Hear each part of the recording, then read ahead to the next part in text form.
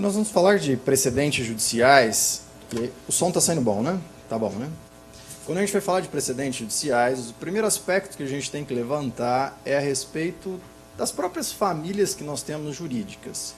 E aí nós temos diversas famílias jurídicas dentro do ordenamento como um todo, e aí pensando mundialmente, mas nós temos duas de grande destaque, que é a chamada Civil Law e a Common Law, que a gente tem ouvido falar bastante disso, principalmente nessa temática que a gente se propõe a estudar de precedentes judiciais. Quando nós vamos falar da família Civil Law, a ideia desta família é que nós temos uma completude do sistema legislado. Pensa-se, portanto, que todas as relações jurídicas é possível nós legislarmos e criarmos, portanto, um direito posto que possa regular todas essas relações jurídicas. Esse sistema do Civil Law, ele tem sua origem no próprio direito romano, e por isso que nós falamos, romano-germânico, e dentro das universidades. Então se inicia dentro de um estudo das universidades romanas, e por estudar o direito como um todo, eles discutem muito natureza jurídica. É por isso que, como o nosso nascedouro também é derivado da Civil Law, a gente fala em muito natureza jurídica dos institutos. Então, portanto, o Civil Law é criado dentro das universidades e, a partir do momento em que se define este direito posto, começa-se a codificar essas legislações, separando, portanto, no direito penal, no direito civil, no direito do trabalho, processual e assim sucessivamente. No contraponto, nós temos a família do Common Law, que tem a sua origem anglo-saxônica, principalmente no direito inglês. E na Common Law, ela é totalmente diferente da Civil Law, porque o seu nascedouro é dentro dos próprios tribunais.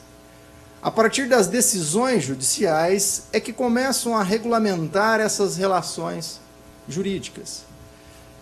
Então, se dá muita prevalência às decisões judiciais, aos precedentes judiciais e, evidentemente, à jurisprudência.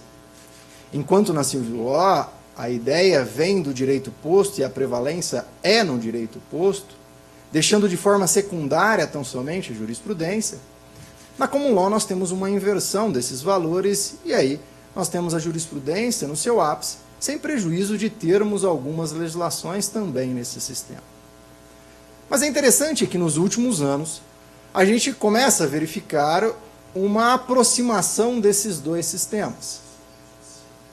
Eu estou me ouvindo. O Civil Law, então o retorno, né? O Civil Law começa a se aproximar do Common Law e vice-versa.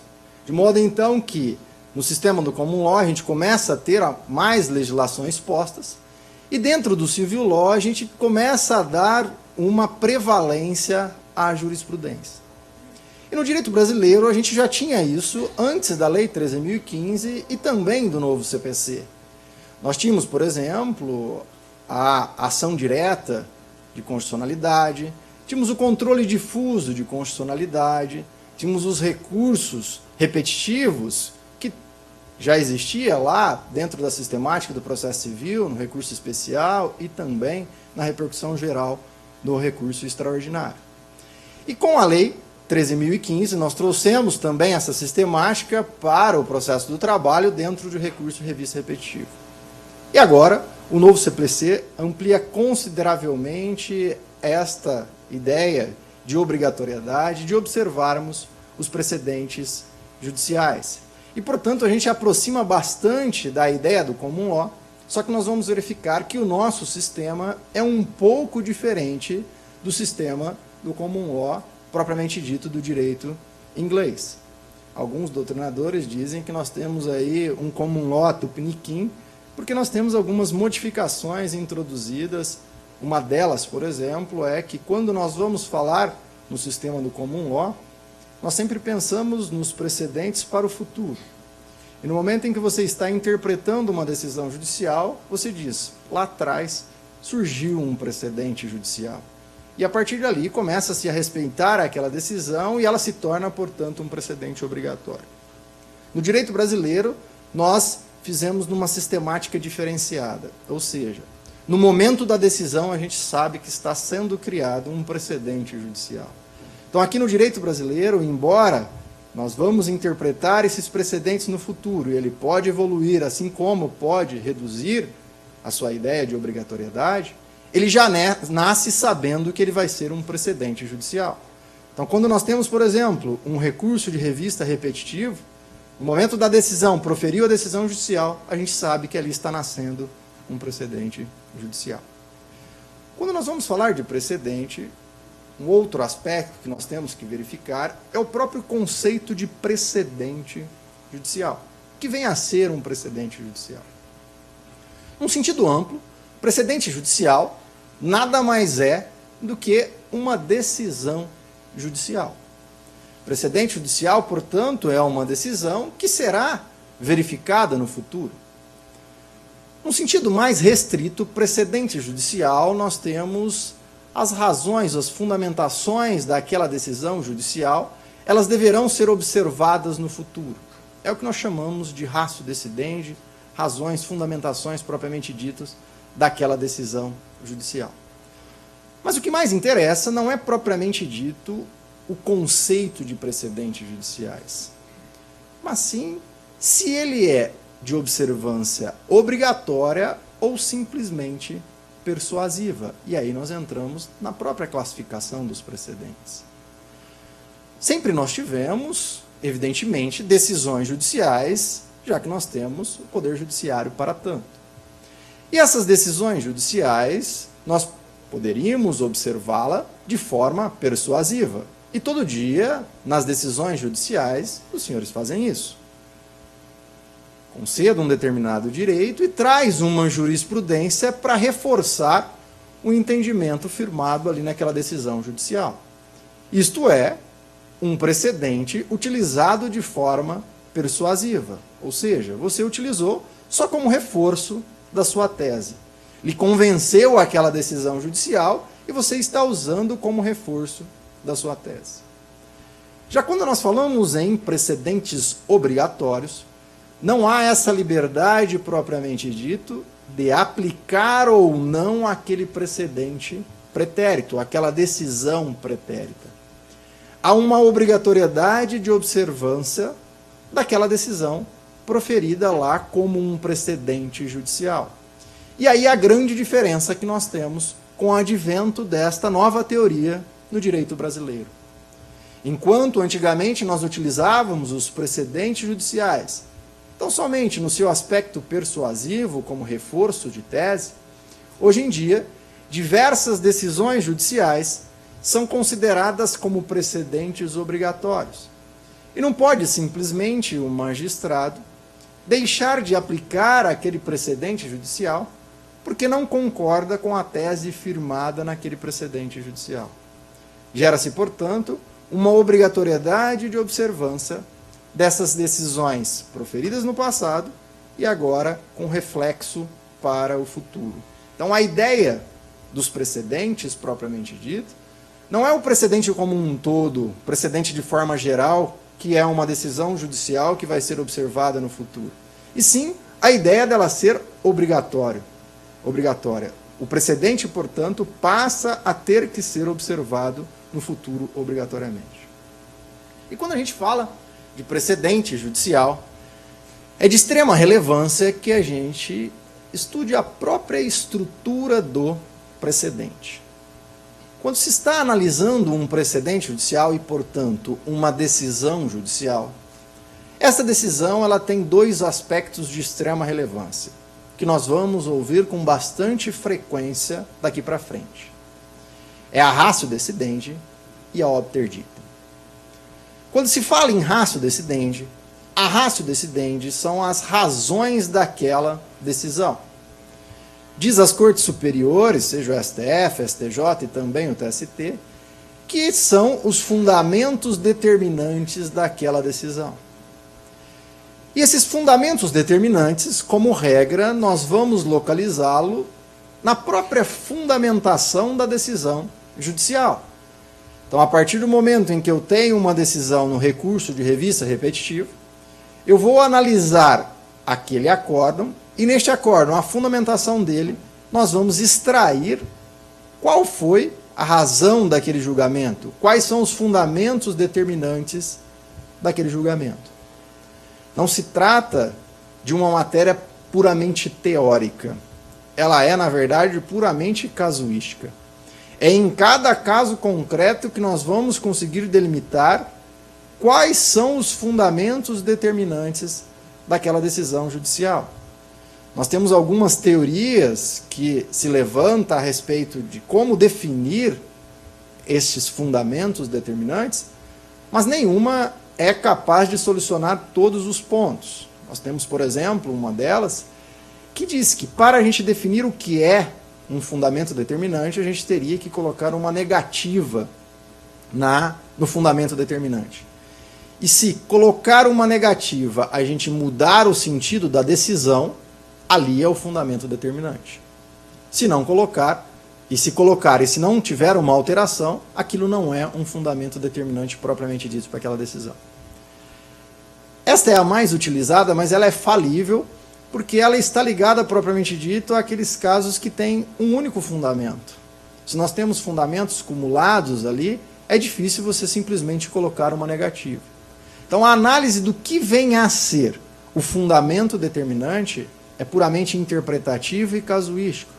E por isso que o juiz, tal como ele não é a boca propriamente da lei, ele vai ter que analisar as súmulas, as orientações, a jurisprudência, aplicando-a no caso concreto e delimitando o que é o fundamento determinante. Incumbe, portanto, numa função puramente interpretativa e no caso concreto. Tá?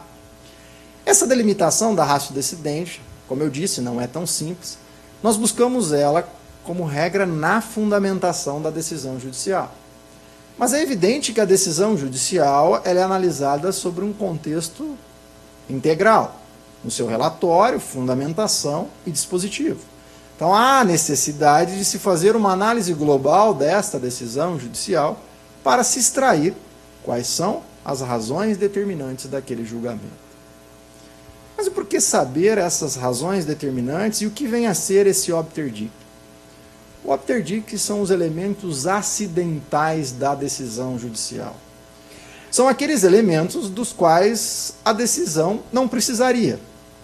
É o ademais, o além disso, que vem como um reforço de tese. Eu tenho lá uma complementação de argumentação, seja do TST, inclusive o TRT em alguns casos, eu tenho uma complementação de argumentação e o juiz não concorda com aquela complementação propriamente dito, ele não está obrigado a observar essa parte que é simplesmente acidental. E sim, o fundamento determinante da decisão, o objeto principal daquela decisão judicial. Percebam que, falando teoricamente, evidente, é mais difícil a gente visualizar esses aspectos que nós temos da ratio decidente e da obter dictum. É por isso que, como eu disse, os precedentes judiciais, por ter essa origem nas decisões judiciais, ele é casuístico. E em cada caso, que nós vamos verificar o que vem a ser um fundamento determinante e o que é um obter dictum. Mas é interessante destacar que este obter dictum pode acontecer de no futuro ele se transformar numa ratio decidente. Como assim? Quando eu tenho um precedente judicial, eu tenho a estruturação, portanto, de uma decisão que será de observância obrigatória no futuro, aquela parte principal dela, os fundamentos determinantes. Mas essa decisão, ela no seu nascedouro, ela já cria esse fundamento determinante, mas esse fundamento determinante ele vai sendo completado com o tempo. Eu passo a ter outras decisões interpretando aquela decisão anterior, que passam a delimitar o alcance, evidentemente, daquele precedente anterior. Vou exemplificar para não ficar tanta teoria. Suponhamos que eu esteja falando de uma ação rescisória por violação legal, e aí vem o STF e o TST dizem, olha, se eu tiver uma interpretação controvertida, não cabe uma ação rescisória por uma interpretação controvertida. E cria lá um precedente sobre essa sistemática. Mas no futuro ele começa a interpretar e diz, olha, Eu só aplico este entendimento quando se tratar de norma infraconstitucional. Norma constitucional não existe se a interpretação é controvertida ou não. Ou ela está correta ou ela não está correta. Então, quando eu for entrar com uma ação rescisória, ainda que seja de uma interpretação controvertida, vai caber. Então, num segundo momento, percebam que ele começa a interpretar aquele precedente criado anteriormente. E aí, ele vai sedimentando aqueles fundamentos determinantes. E pode acontecer de um elemento acidental daquele precedente inicial começar a ser observado em outras decisões. E nessas outras decisões a gente vai reforçando aqueles elementos acidentais que no futuro ele se transforma também num fundamento determinante. Então, portanto, o precedente judicial ele é mutante. Ele vai, evidentemente, desde que ele não perca a sua característica principal, ele vai evoluindo, seja para ampliar a sua incidência, seja para reduzir a sua incidência. Mas quais são os precedentes judiciais que nós temos no direito brasileiro, agora com o novo CPC? O novo CPC ele veio e criou uma estruturação de quais são os precedentes que nós devemos observar. E como eu disse a vocês, esses precedentes judiciais aqui no direito brasileiro, diferente do direito inglês, ele já nasce sabendo que ele vai ser um precedente judicial. Então, quando nós vamos falar num precedente aqui, sobre o aspecto de direito brasileiro, quando o STF, por exemplo, profere uma decisão numa ação declaratória de constitucionalidade, ele já sabe que aquela decisão vai ser de observância obrigatória no futuro. E a observância obrigatória, como eu já disse, ela não permite que o magistrado simplesmente desconsidere aquela decisão porque não concorda com aquela decisão. Ele tem outros mecanismos que a gente vai ver de não aplicar aquele precedente judicial. Mas ele não pode simplesmente negar a aplicação do precedente judicial porque ele não concorda. É daí a característica que nós temos de precedentes obrigatórios. E voltando aqui então na tela, vem o artigo 927 do novo CPC e diz: os juízes e os tribunais observarão as decisões do Supremo Tribunal Federal em controle concentrado de constitucionalidade. Eu vou ler todos os dispositivos, todos esses itens, e depois já vou direto para a instrução normativa número 39, que o TST interpretou esse dispositivo. Os enunciados de súmula vinculante. 3. Os acórdãos em incidente de assunção de competência e de resolução de demandas repetitivas e em julgamento de recurso extraordinário e especial repetitivo. Os enunciados das súmulas do Supremo Tribunal Federal em matéria constitucional e do STJ em matéria infraconstitucional. 5. A orientação do plenário ou do órgão especial aos quais estiverem vinculados. Aí vem o TST, interpretando esse dispositivo na instrução normativa número 39, no seu artigo 15, ele vem e diz o seguinte: considera-se precedente apenas. Então, o TST, a primeira coisa que ele fez foi separar precedentes de súmulas. Não que as súmulas elas não sejam um precedente. Mas quando nós falamos no aspecto técnico, eu disse a vocês que precedente é uma decisão judicial. E o TST fez essa separação. Então nós vamos primeiro falar dos precedentes, que são decisões judiciais. Mas além dessas decisões judiciais, nós temos também súmulas que serão de observância obrigatória. Aqui só antes de entrar nesse aspecto, só vou falar a diferença de precedentes para súmulas propriamente dito. Nós temos aí um caminhar da ideia de precedente até chegar em súmula. Quando eu tenho um precedente, eu tenho uma decisão que será observada no futuro. A partir do momento em que eu tenho uma reiteração destas decisões, eu formo a chamada jurisprudência. Formada a jurisprudência, é possível resumir essa jurisprudência em um enunciado de súmula. Aí nós temos, então, a criação desses enunciados de súmulas. Então, portanto, é um caminhar entre o precedente até chegar nas súmulas. Nós vamos deixar claro que aqui no direito brasileiro, tanto precedentes que é uma decisão com as súmulas, o próprio novo CPC estabeleceu que nós temos aí a obrigatoriedade de observar alguns. Então vamos prosseguir. Considera-se precedente apenas o acórdão preferido pelo STF ou pelo Superior Tribunal do Trabalho em julgamento de recursos repetitivos. Com a Lei 13.015, nós passamos a ter uma sistemática agora de julgamentos repetitivos pelo TST, que é o chamado recurso de revista repetitivo. O recurso de revista repetitivo ele é totalmente diferente do recurso de revista propriamente dito, sob seu aspecto procedimental. A primeira diferença básica que nós temos é de competência. Enquanto o recurso de revista é julgado pelas turmas do TST, o recurso de revista repetitivo ele é julgado ou pela SDI, ou se eles entenderem por maioria simples, eles podem encaminhar isso para o Tribunal Pleno. E quando nós falamos em recurso de revista repetitivo, o recurso de revista repetitivo, o próprio nome já diz, é uma repetição de recursos de revista. E como eu tenho essa repetição, eu viabilizo um julgamento por amostragem no Tribunal Superior do Trabalho. E esse julgamento por amostragem, eu vou lá, seleciono 2 ou 3 recursos a respeito daquela matéria, encaminho para a SDI, que pode, por sua vez, encaminhar ao Tribunal Pleno, e aí eles fazem, inicialmente, um processo de afetação. O processo de afetação é muito importante para delimitar qual é a matéria que eles vão julgar neste recurso de revista repetitiva. Delimitada a matéria afetada, essa matéria, nós começamos a fazer um julgamento teoricamente coletivo. Por quê? Porque como eu tenho recursos repetitivos e eu vou fazer um julgamento por amostragem, eu seleciono alguns que provocarão um julgamento coletivo, entre aspas, aqui, e esta decisão provocará um efeito para todos os outros processos pendentes. Até a época do novo CPC, a ideia era só até aí, processos pendentes. Nós vamos falar desse microsistema de julgamentos de causas repetitivas, mas eu já vou adiantar alguns pontos.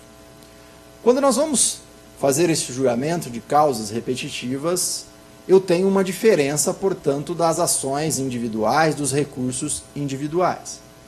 E o primeiro é que nós vamos criar um precedente judicial. Então, como eu vou criar um precedente judicial de observância obrigatória, eu tenho todo um trâmite diferenciado a legitimar a sua criação como um precedente obrigatório. E aí preciso, por exemplo, de participação da sociedade, participação de amicus curiae e assim sucessivamente. E eu tenho uma outra sistemática que é a suspensão dos recursos que estão em curso. Então, todos os recursos de revista repetitivo ficarão suspensos, seja aqui no TRT para subir, seja lá no TST se já estão na turma. Todos os embargos de divergência a respeito daquela matéria ficarão suspensos. E, inclusive, os recursos ordinários aqui no TRT a respeito daquela matéria também ficarão suspensos. E, em algumas hipóteses excepcionais, é possível, inclusive, suspender os processos lá em primeiro grau. Até a época do CPC de 73 e da Lei 13.015, este julgamento de recurso de revista repetitiva só servia para o passado. Suspendiam-se todos esses processos e, a partir do momento do julgamento do recurso de revista repetitiva, aplicava aquela tese criada para todos aqueles processos suspensos.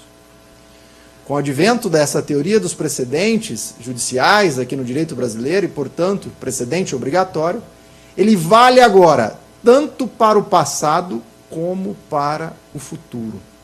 Portanto, com o julgamento de um recurso de revista repetitivo, a gente suspende aqueles processos em curso e depois aplica essa tese.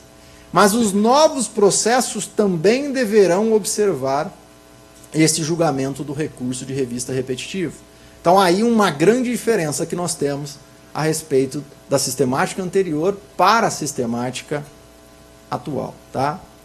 E aí, quando então nós vamos falar nos recursos repetitivos, a gente vai lá, por exemplo, no TST, ele tem um link lá dos recursos de revista repetitivos. E até agora o TST ainda não julgou nenhum recurso de revista repetitivo. Então a gente já pega toda a sistemática nova. E vocês visualizam nesses julgamentos repetitivos que o TST, em 2 ocasiões, agora já fez audiências públicas. Então viabiliza uma participação da sociedade, por quê? A gente foge daquela ideia de que os processos produzem efeito tão somente para as partes. E esta é uma grande diferença dos precedentes judiciais. A gente sempre estudou que as decisões produzem efeitos tão somente interpartes. Com base nesses precedentes obrigatórios, eles vão produzir efeito tanto para aquelas partes daquele processo, como para outros processos. E daí a grande relevância da fundamentação das decisões judiciais, descrita no artigo 489, parágrafo 1º do novo CPC. Muito criticado esse dispositivo, que exige uma fundamentação exauriente, mas como eu disse a vocês, o precedente a gente extrai da fundamentação. E não somente da fundamentação daquele precedente, mas desde o seu nascedouro. Se nós escolhemos 2 recursos de revistas para delimitar ali a afetação e verificar qual é a temática que nós vamos julgar, além do próprio recurso de revista ter uma fundamentação exaustiva, é necessário que todas as outras decisões anteriores também tenham esta fundamentação. Por quê? Porque o precedente é diferente da lei. A lei, uma vez criada, os aspectos históricos simplesmente servem como mecanismo de fundamentação, e ali, se você entender, ele não vincula. Quando nós falamos de precedentes judiciais, os aspectos históricos, então as fundamentações anteriores, estão diretamente ligadas ao próprio precedente criado. Então, lá na hora que o juiz for aplicar, no seu caso concreto, aquele precedente, ele vai dizer o seguinte: olha, todos os fundamentos desde a sua origem estão falando sobre tal temática, o meu caso é diferente. Então, a partir do momento em que nós temos fundamentações exaustivas dentro daquela criação daquele precedente, facilita o juiz no momento da interpretação e da aplicação daquele precedente judicial. Então, lá na frente, ele vai falar, olha, aqui no meu caso não se aplica. Aqui eu tenho um ponto específico que é distinto de toda a fundamentação. Veja lá, inclusive, a decisão de 1º grau proferida naquele processo que deu origem ao precedente. Então, percebam que é de extrema relevância essa fundamentação nos dias atuais. Um outro precedente que é de observância obrigatória é o entendimento firmado em incidente de resolução de demandas repetitivas ou de assunção de competência. Como eu disse a vocês, o recurso de revista repetitivo veio com a Lei 13.015, mas nós já tínhamos essa sistemática lá no recurso especial e quando nós falávamos de repercussão geral no STF. Com a criação do incidente de resolução de demandas repetitivas, o que nós fizemos como regra foi levar esse julgamento repetitivo para os tribunais regionais do trabalho. A partir do momento agora que a gente tenha uma demanda repetitiva, é plenamente possível o Tribunal Regional do Trabalho deslocar a competência de uma turma e enviar para um órgão especial estabelecido no seu regimento interno para julgar este incidente de resolução de demandas repetitivas. E este julgamento proferido no incidente de resolução de demandas repetitivas é muito semelhante ao recurso de revista repetitivo. Selecionam-se alguns processos, define-se ali a suspensão dos processos em curso a respeito daquela matéria e faz um julgamento por amostragem. Como se trata de um incidente, é necessário que eu tenha pelo menos um recurso aqui no Tribunal Regional do Trabalho, ou uma remessa necessária, se for o caso. E este incidente ele pode ser instaurado, seja de ofício, seja provocação do Ministério Público ou das próprias partes. Então é plenamente possível esse julgamento aí do incidente de resolução de demandas repetitivas. E aqui, já que eu entrei nessa temática do incidente de resolução de demandas repetitivas, vamos só fazer um contraponto com a uniformização de jurisprudência criada pela Lei 13.015, que nós vamos ter muita dificuldade, na verdade, de separar uma da outra. Por quê? Porque a uniformização de jurisprudência, ela nada mais é do que o incidente de resolução de demandas repetitivas. Tanto é que lá no processo civil, nós tínhamos um incidente criado lá nos artigos 476 e 479, que era o seguinte, quando nós falávamos lá incidente lá para a formação da jurisprudência. Tinha um processo, naquele processo falou, olha, vamos uniformizar essa jurisprudência.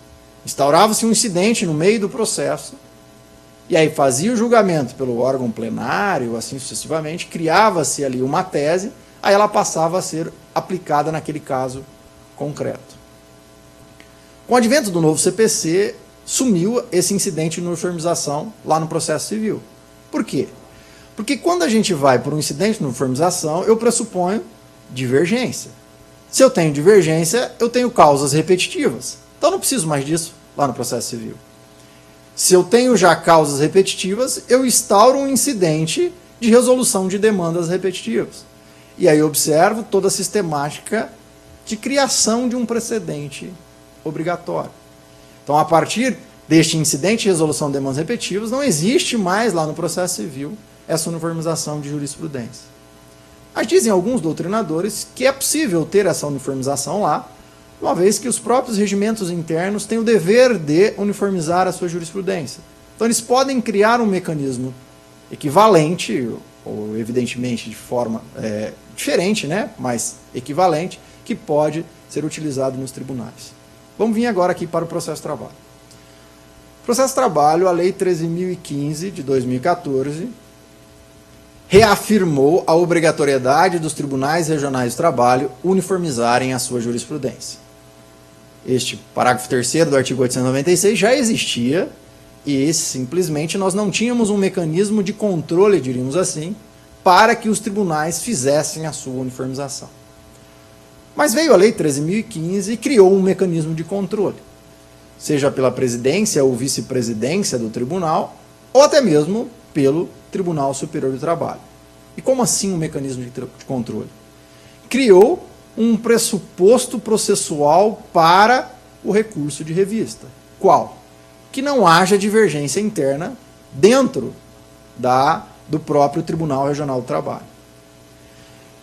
Como criação de incidente de uniformização, ou seja, acabar, disseminar com a jurisprudência interna dos tribunais, o incidente de uniformização e o incidente de resolução de demandas repetitivas, eles são idênticos. Mas, como mecanismo de controle, o incidente de uniformização trabalhista é muito diferente do incidente de resolução de demandas repetitivas. Por quê? Porque o incidente de resolução de demandas repetitivas não é um pressuposto para o recurso de revista. E não pode o TST, na hora que chega lá, um recurso de revista, viu que tem uma divergência aqui, mandar baixar para fazer um incidente de resolução de demandas repetitivas. Mas, por outro lado, ele consegue mandar voltar o processo porque existe lá o parágrafo 4º e 5º do artigo 896, que é para uniformizar a jurisprudência interna do TRT.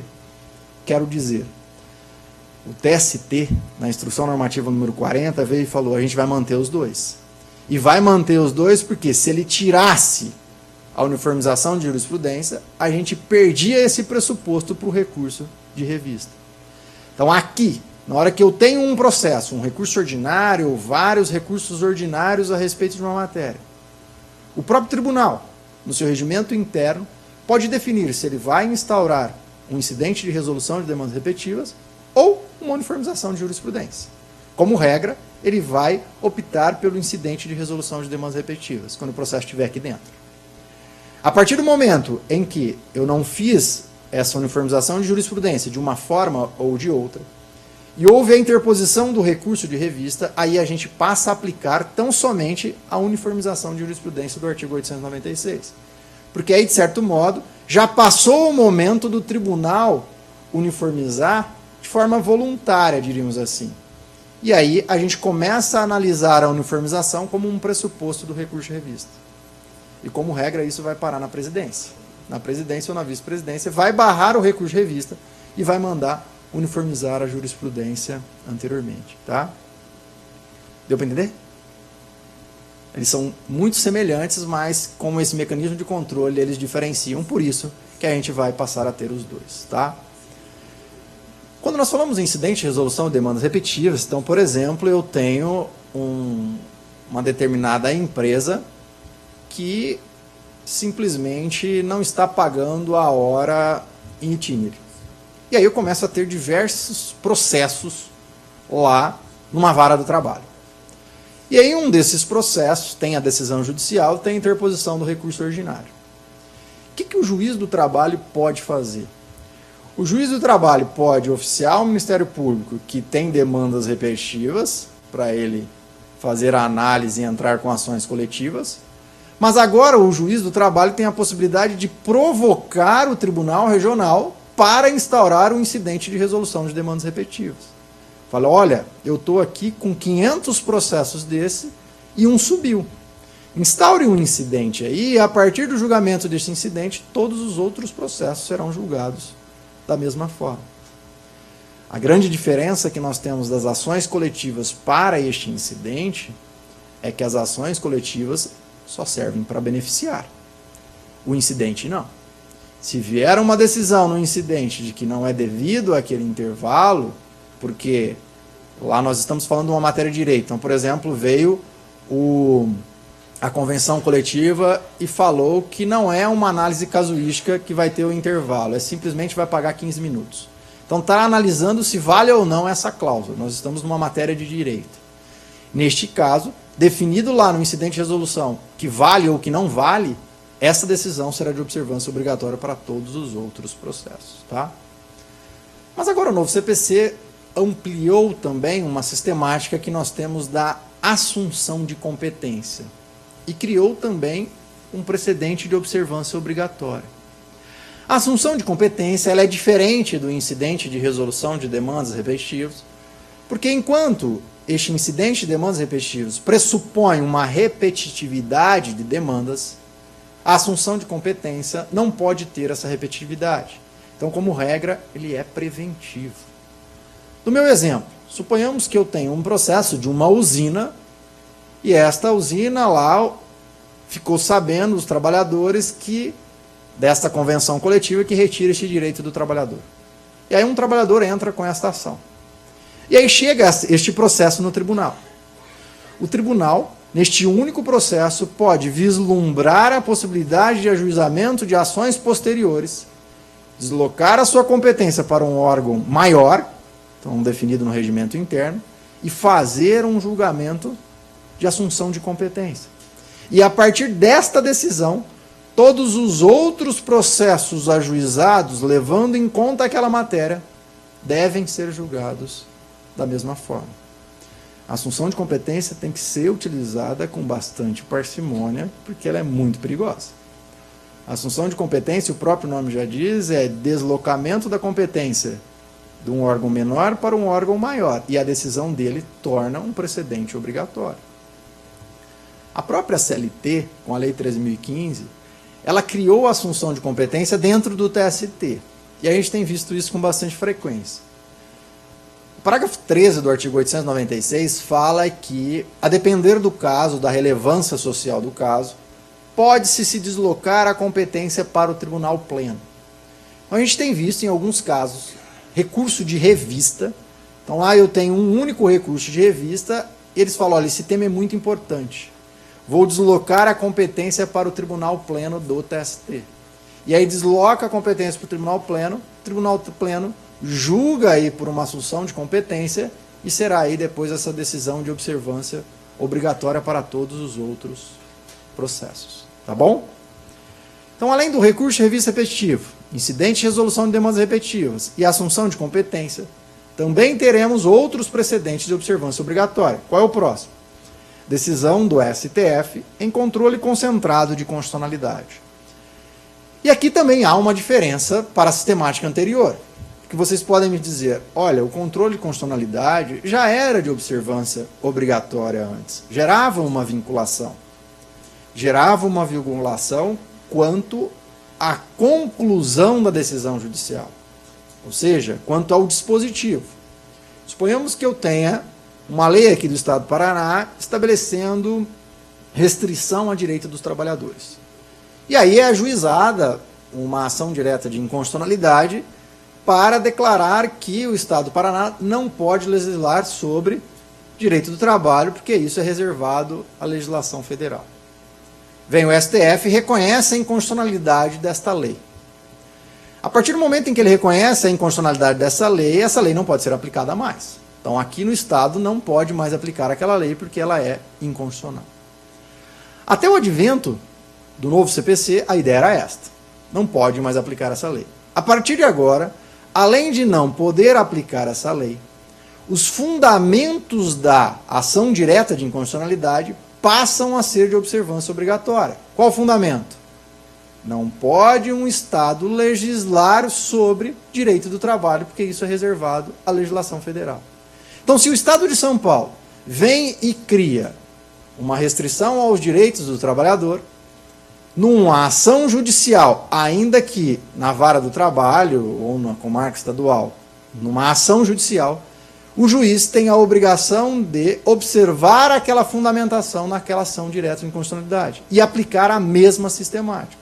Falou, olha, aqui neste caso, os fundamentos determinantes daquela ADIM era que eu não posso criar direito do trabalho num Estado. E aí eu sou obrigado a aplicar esta sistemática. Então percebam que amplia consideravelmente. Antes era só o dispositivo que gerava essa vinculação. Agora a fundamentação vai provocar também toda esta vinculação na ação direta de inconstitucionalidade. Tá? O próximo tema que o TST entendeu como de observância obrigatória são as teses jurídicas prevalentes, então tese jurídica prevalente do TRT, e não conflitante com súmula ou orientação jurisprudencial do TST. Aqui é um outro tema muito interessante. E aqui eu já vou juntar os dois, tá? Embora eu tinha separado, eu vou juntar os dois. Com a Lei 13.015, o parágrafo 6º do artigo 896 veio e diz o seguinte: a partir do momento em que eu tenho uma divergência jurisprudencial, eu imponho a uniformização da jurisprudência. Uniformizei a jurisprudência, o Tribunal Regional vai criar uma tese prevalente ou uma súmula regional. Tese prevalente por maioria simples, se for uma maioria absoluta, nós vamos criar aí uma súmula regional. A partir do momento em que eu tenho essa súmula regional, essa tese prevalente, para interpor um recurso de revista, não pode num outro processo a parte vir e buscar um acórdão aqui do regional para falar da divergência. Não serve mais acórdãos aqui do tribunal para provocar a divergência. Só vai valer aquela súmula ou aquela tese prevalente. Mas além dessa sistemática do recurso de revista, também as súmulas e essas teses prevalentes, elas são uma uniformização de jurisprudência. E a ideia dos precedentes judiciais é exatamente essa. A partir do momento em que eu tenho uma uniformização da jurisprudência, ela deve ser de observância obrigatória, seja para o próprio tribunal, seja para os órgãos vinculados àquele tribunal. Portanto, o próprio julgador, lá, o da vara do trabalho, o magistrado, também tem que observar essa tese jurídica prevalente aí criada no Tribunal Regional do Trabalho. E do mesmo modo, a própria súmula regional. Um ponto pertinente que nós temos que falar aqui é que o artigo 896, parágrafo 6º, veio e disse que eu não posso criar uma súmula regional ou uma tese prevalente contrária a uma OJ ou uma súmula do TST. Num primeiro momento, nós temos que reconhecer que é possível criar súmulas regionais e teses prevalentes contrárias ao entendimento do TST.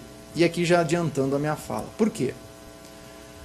Porque como nós vamos verificar que a criação dos precedentes judiciais ele passa por um mecanismo diferenciado hoje em dia de publicidade, participação da sociedade, Ministério Público e assim sucessivamente, aquelas súmulas anteriores do TST não foram criadas dessa forma.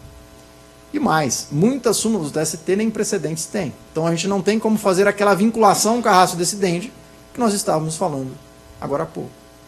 A partir do momento que a gente começa a criar súmulas regionais em sentido contrário à posição do TST, a gente começa a viabilizar o cabimento de recursos de revistas para eles discutirem essa matéria novamente.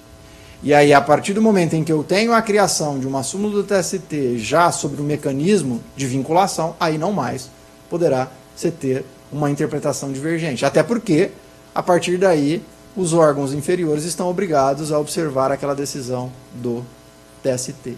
Então, neste primeiro momento, é possível você criar uma súmula regional contrária ao entendimento do TST, tá? Mas criada essa tese prevalente, como eu disse, a gente passa a ter uma observância obrigatória. O TST, na instrução normativa, também, interpretando aqui o inciso 5º do artigo 927, veio e diz: também é um precedente de observância obrigatória a decisão do plenário, do órgão especial ou de seção especializada competente para uniformizar a jurisprudência do tribunal a que o juiz estiver vinculado ou do Tribunal Superior do Trabalho. E aqui aquela ideia que eu acabei de dizer para vocês do parágrafo 13 do artigo 896, que ele desloca a competência da turma para o Tribunal Pleno. Então lá eu tenho um recurso de revista, ele fala, esse recurso de revista ele é de extrema relevância. Desloca a competência para o Tribunal Pleno. Se tiver uma decisão do Tribunal Pleno, reconhecendo então da relevância e o julgamento daquela tese, como é uma decisão é do órgão plenário, nós vamos ter também uma vinculação aí com esse julgamento. E essa decisão passa a ser de observância obrigatória, tá? A gente verifica que a gente tem agora diversas decisões que são de observância obrigatória.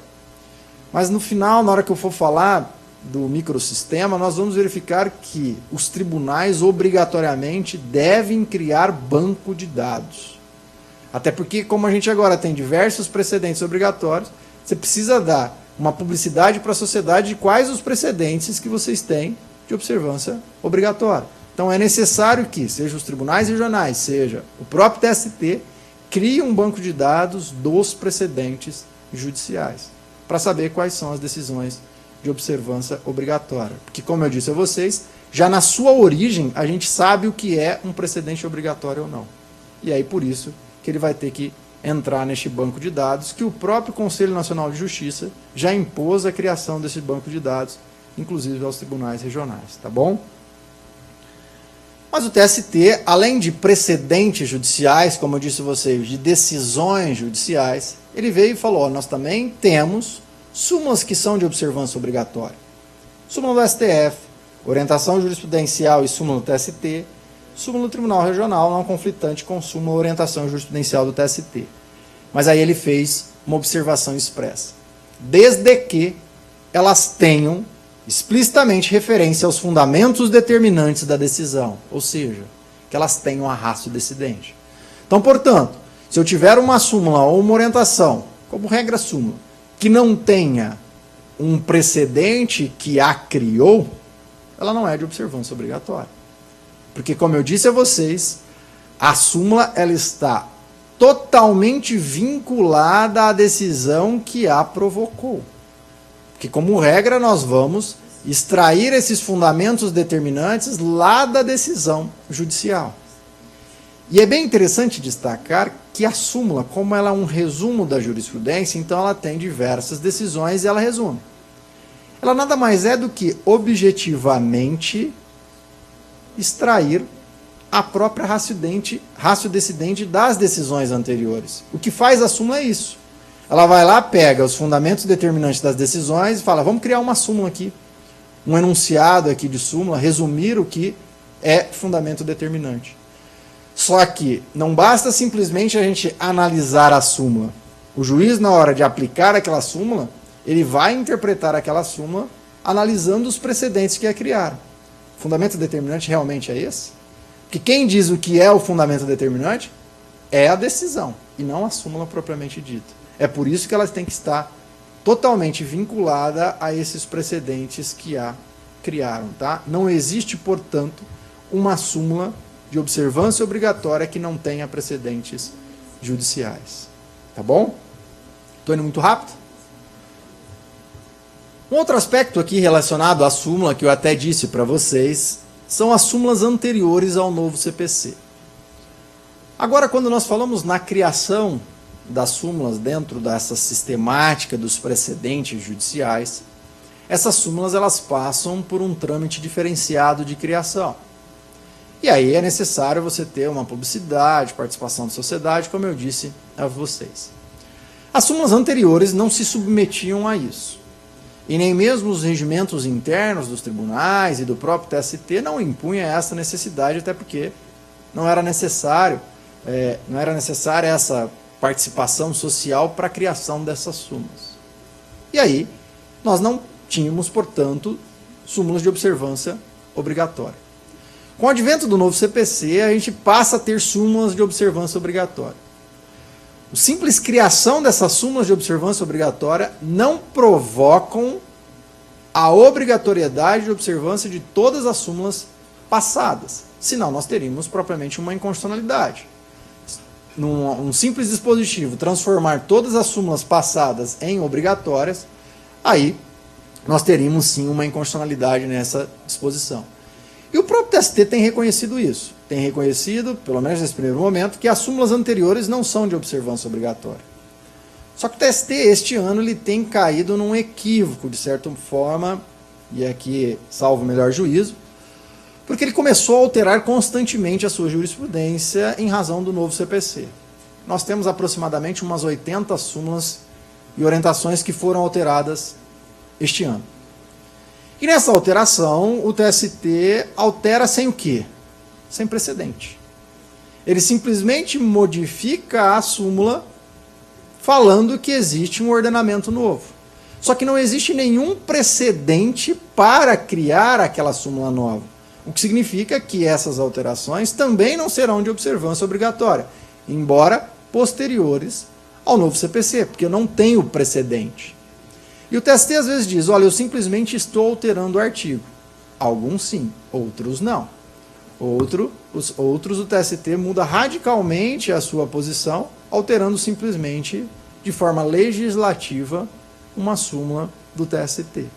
Então essas súmulas alteradas esse ano com base no novo CPC, por não terem nenhuma decisão, ou seja, nenhum precedente que provoca esta alteração, nós não temos ele como de observância obrigatória essas súmulas, tá? Então, portanto, a gente ainda não tem nenhuma súmula do TST de observância obrigatória. E me parece que o TST, a partir de agora, ele vai começar a soltar súmulas, evidentemente, mas vai reduzir o ritmo, porque agora ele vai começar a julgar recurso de revista repetitivo. E o recurso de revista repetitivo ele é muito mais interessante do que a própria súmula, propriamente dito, na hora que a gente fala de precedentes judiciais. Por quê? Porque no recurso de revista repetitivo, eu tenho aquelas decisões, aqueles processos que foram selecionados, tenho uma decisão de afetação, tenho todo um regramento para fazer o julgamento daquele processo. E a partir do momento em que eu crio a tese jurídica, eu aplico ela no caso concreto. Então o próprio TST, na hora que aplica ela no julgamento daqueles dois casos que ele selecionou, ele já explica como é que aquela tese jurídica tem que ser aplicada no caso concreto. Então é muito mais didático e muito mais eficaz o recurso de revista repetitivo como um precedente judicial do que a própria súmula. Porque a súmula, como eu disse, nós temos um resumo da jurisprudência e nós temos, de certo modo, um processo legislativo na hora da criação da súmula, na hora que você está lá no tribunal pleno. Você está no tribunal pleno, não, vamos mudar uma redação aqui, muda uma palavra ou outra, que você acaba, às vezes, fugindo do próprio precedente que o criou. Já no recurso de revistas, isso já é mais difícil, tá? Mas quais são esses efeitos dos precedentes judiciais? Quais efeitos que provocam os precedentes judiciais? O primeiro, como nós falamos, e já reiteramos aqui, ele pode ter um efeito persuasivo. Ainda que eu tenha um precedente obrigatório, eu posso utilizá-lo como um reforço de tese, mesmo que ele não caiba naquele caso. Eu venho e trago ele como um reforço de tese. Utilizo ele de forma persuasiva. Mas nós dissemos também que quando eu tenho um efeito obrigatório, aí ele tem que ser de observância obrigatória. Um precedente judicial ele também tem um outro efeito que é o chamado efeito obstativo. E o que é o efeito obstativo? Ele impede o ajuizamento de ações judiciais. Então você ajuiza uma ação judicial. Hoje em dia o artigo 332 do novo CPC fala que se aquele processo ele é contrário ao entendimento firmado pela jurisprudência uniforme, você pode julgar de forma liminar e improcedente aquele processo. Então, o precedente judicial provoca isso. O precedente judicial provoca a desnecessidade de um reexame necessário. O precedente judicial provoca o não conhecimento de um recurso pelo relator. O não provimento de um recurso pelo relator. Então você tem diversos efeitos além deste efeito simplesmente da obrigatoriedade. Mas você tem o chamado efeito autorizante também. E o que é o efeito autorizante? É o contrário do que eu disse. Um precedente judicial viabiliza que o juiz julgue de forma monocrática um recurso, o relator. Então lá o desembargador, de forma monocrática, pode julgar quando estiver lá embasado numa jurisprudência do próprio Tribunal Regional ou do próprio TST. Então ele viabiliza o cabimento do próprio reexame necessário, viabiliza a concessão de uma tutela de evidência, ou seja, o precedente judicial ele autoriza concessões judiciais com base nele, ainda que não seja simplesmente a observância obrigatória dele no momento da decisão, mas em outros casos, tá? E um efeito que ele viabiliza, o precedente judicial, e esse vai provocar bastante discussão também, é o efeito rescindente. Eu tenho uma decisão judicial transitada em julgado e depois eu tenho a criação de um precedente judicial. E aí, cabe ação rescisória para desconstituir aquela decisão anterior? O próprio artigo 896, parágrafos 5º e 6º do novo CPC, viabilizam o cabimento de uma ação rescisória. Quando o juiz, no caso concreto, entende que há uma distinção e não há uma distinção. Ele fala, olha, ele aplica equivocadamente um precedente. Então ele fala, olha, aqui você está falando que existe um precedente, mas não existe o precedente. Cabe ação rescisória neste caso. E diz a doutrina também que, ainda que eu tenha um precedente posterior, é possível viabilizar o cabimento da ação rescisória desde que dentro do prazo dos 2 anos. Então agora com essa ideia de precedentes, por quê? Porque o precedente judicial, como ele passa a ser de observância obrigatória, ele se transforma numa fonte de direito. E dentro desta ideia de fonte de direito, ele é uma norma jurídica, tal como a lei e os princípios. Como ele é uma norma jurídica, você permite o cabimento da ação rescisória com base no artigo 966, inciso 5 do novo CPC. Tanto é que o novo CPC, quando ele fala em cabimento de ação rescisória agora, ele não fala mais em violação de lei, ele fala em violação de norma jurídica, incluindo aí tanto a lei, os princípios e, para muitos, os próprios precedentes judiciais, tá? Mas são constitucionais essas ideias de precedentes judiciais? Muitos doutrinadores, e aí cito principalmente o Nelson Nery, ele entende que é inconstitucional este artigo 927 do novo CPC, que cria essa ideia de precedentes judiciais. Ele vem e diz que quando nós criamos a ADIM, a ADECOM, ou até mesmo a súmula vinculante, isso foi feito por meio de emenda à Constituição Federal. Então, para gerar uma obrigatoriedade, eu precisaria ter uma alteração na Constituição Federal, e não simplesmente por uma norma infraconstitucional. Mas a doutrina amplamente majoritária entende que os precedentes judiciais, eles são de observância obrigatória e são constitucionais. Por quê? Porque eles estão embasados, primeiro, no princípio da segurança jurídica. Então, o judiciário deve conceder à sociedade uma segurança nos seus julgamentos, de modo, então, que não seja volátil ali os julgamentos. O que confere, de certo modo, a chamada confiança legítima. Porque a gente sempre pensou na segurança jurídica olhada para o passado. Olha, o judiciário tem que dar uma segurança jurídica olhando para o passado. Agora, a tal da confiança legítima impõe que o judiciário seja previsível para a sociedade. Embasa-se também no princípio da igualdade, de modo que duas pessoas devem ser julgadas da mesma forma, seja numa decisão, seja em outra decisão. Mas muito mais do que isso, os precedentes judiciais eles se embasam na própria hierarquia do poder judiciário. Quando nós estamos falando de decisão do STF, do STJ ou do TST, a Constituição Federal estabelece que quem dá a última palavra sobre norma constitucional é o STF. E sobre norma infraconstitucional, é o TST, quando falamos de direito trabalhista, e o STJ, quando não for o caso. Estabelecemos, portanto, que nós temos órgãos de superposição que dão a última palavra a respeito da matéria. A partir do momento em que a gente estabelece que eles dão a última palavra, o simples fato deles decidirem e estas decisões começarem a ser descumpridas, significa que não é a última palavra. Então, dentro da hierarquia do Poder Judiciário, tem essa estruturação dentro da própria Constituição Federal que legitima os precedentes judiciais. Nós temos órgãos que dão a última palavra a respeito dessa matéria. Do mesmo modo, quando nós temos discussões internas dentro do próprio TRT. A partir do momento em que eu tenho a uniformização da jurisprudência, eu tenho, portanto, uma decisão ali que dá a última palavra a respeito daqueles aspectos regionais, que, de certo modo, devem ser de observância obrigatória, seja para o próprio regional, seja para os órgãos a ele vinculados.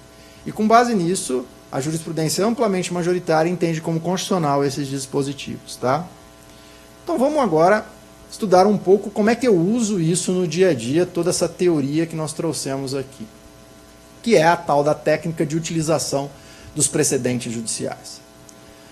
Quando se fala de técnica de utilização, a primeira forma de utilizar os precedentes judiciais é fazendo o distingue-se. O juiz, diante de um precedente judicial, o primeiro ponto que ele vai fazer é procurar a ratio decidente daquele precedente. Fala quais são os fundamentos determinantes deste precedente e quais estão relacionados a elementos acidentais obter-dictum. Definiu qual é o elemento principal, o fundamento determinante, ele vai verificar se o caso dele é semelhante ou não àquilo. Se o caso dele não for semelhante, ele não vai aplicar, está autorizado a não aplicar aquele precedente judicial. Só que, para tanto, ele precisa justificar a sua decisão judicial, precisa fundamentar o próprio artigo 489, parágrafo 1º, salvo engano, no inciso 6º, ele fala expressamente, se o juiz não for aplicar, ele tem que demonstrar que o caso dele é distinto. Mas pode o juiz vir e falar que o caso dele é distinto e amplia aquele precedente judicial. Fala, olha, o meu é distinto, mas não tão distinto. Dá para eu aplicar aquele precedente judicial aqui neste caso. Então ele vem e amplia o cabimento daquele precedente judicial e aí é plenamente possível. Porque aí, com o tempo, você vai criando uma nova ideia daquele precedente e ampliando ele. Só que essa ampliação, evidentemente, não pode ser tal a afastar da própria distinção, senão inviabiliza, inclusive, o cabimento da ação rescisória. Então, ele pode ampliar em alguns casos, desde que ele não se desvirtue totalmente daqueles fundamentos determinantes.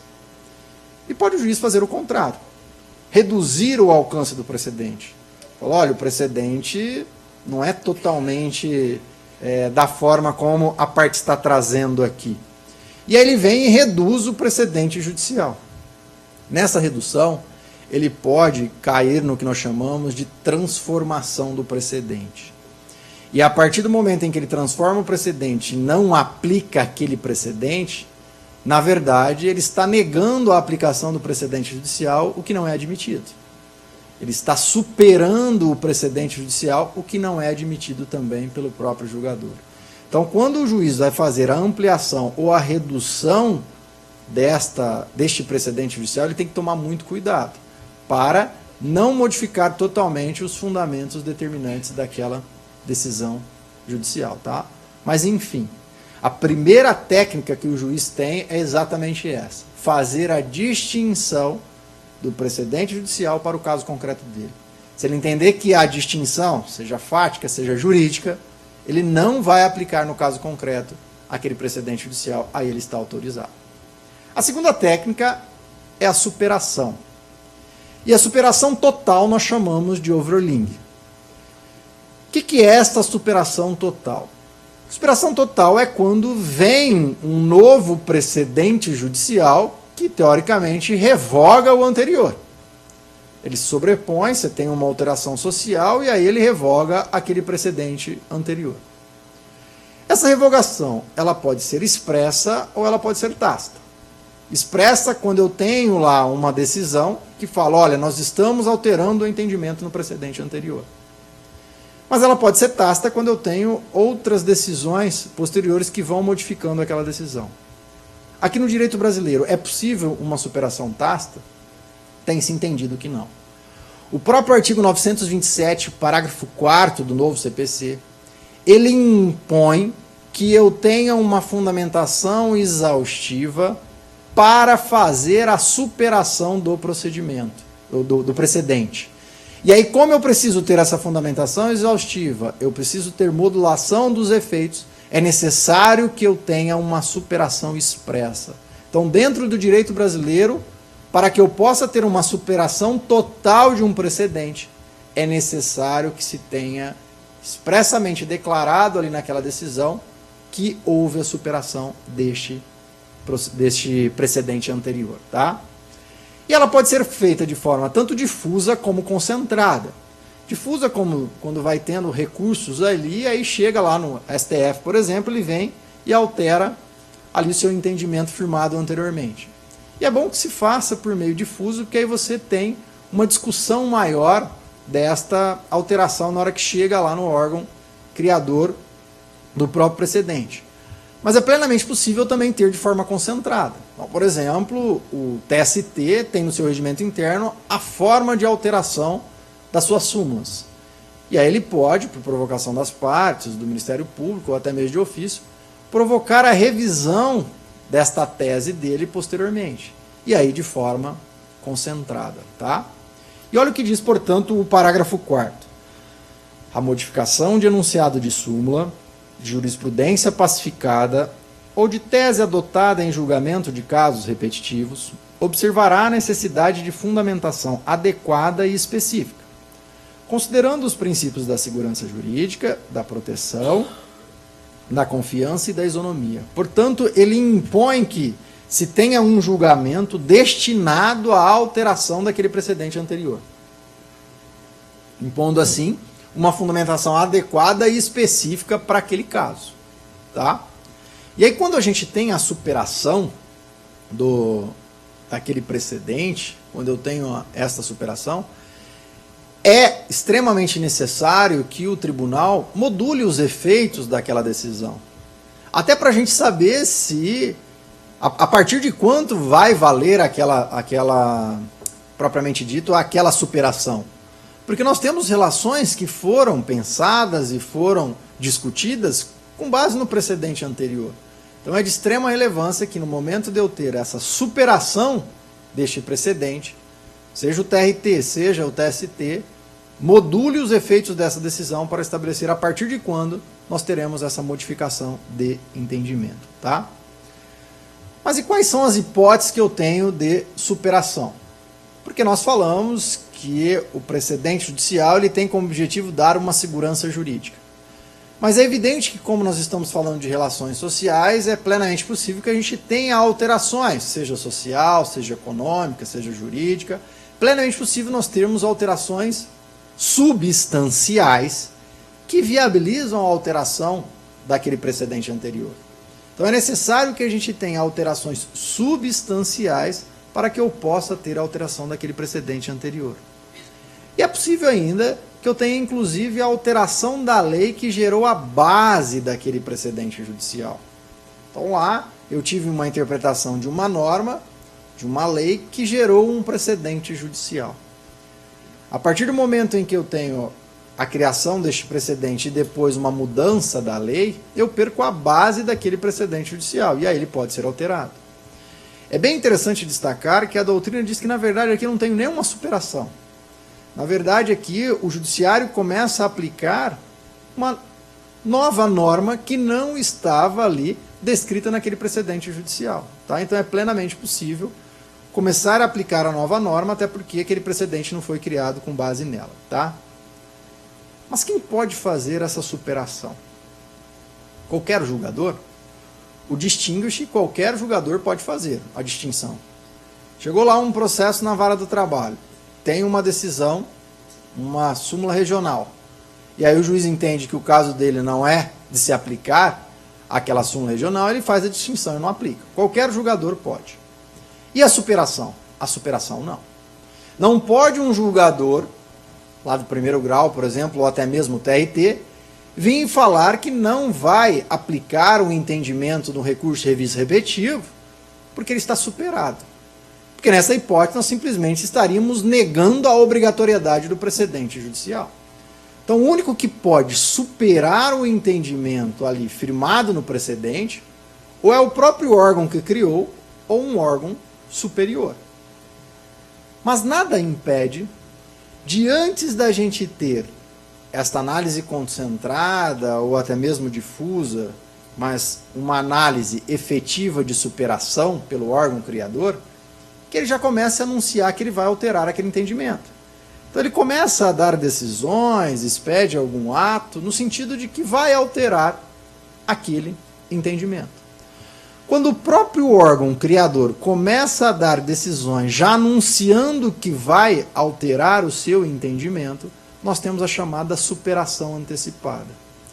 E tendo a superação antecipada, ele autoriza os órgãos inferiores a não aplicarem mais aquele precedente judicial. Então percebam que até agora eu já dei duas hipóteses que o órgão inferior não precisa aplicar aquele precedente judicial. Primeiro é a distinção, segundo é a superação antecipada. Nessas duas hipóteses, o órgão inferior não está obrigado a observar o precedente judicial. E existe uma terceira, que é quando eu tenho uma superveniência de uma lei nova. Quando eu tenho a superveniência de uma lei nova, eu disse a vocês que na verdade não é uma superação propriamente dita. O juiz não vai aplicar aquele precedente porque a base dele foi destruída, não existe mais. Ele está, na verdade, aplicando uma norma do Poder Judiciário e não descumprindo um precedente judicial.